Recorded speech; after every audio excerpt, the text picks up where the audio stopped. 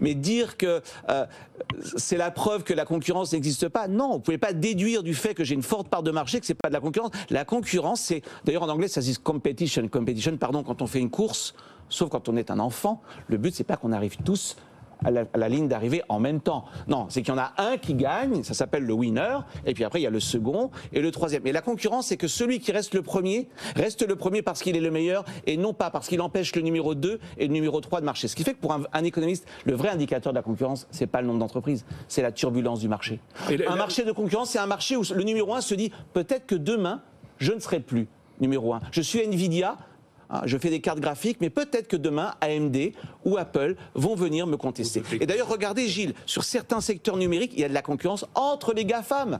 Regardez la publicité digitale. Vous aviez deux acteurs, vous aviez Meta et vous aviez Google. Ben, vous en avez un troisième qui s'est invité. Meta, c'est Facebook. Qui s'appelle Amazon. Parce que quand vous faites une recherche sur Amazon, a priori, c'est que vous voulez acheter un produit. Donc si vous êtes un annonceur, il est très pertinent de faire de la publicité sur Amazon.com. Donc même au sein des GAFAM, il peut y avoir parfois une forme de concurrence. Donc attention, la concurrence, c'est pas quand on est nombreux. La concurrence, c'est quand un nouvel entrant peut rentrer. Pardon pour ce petit tunnel de cours, mais c'est important.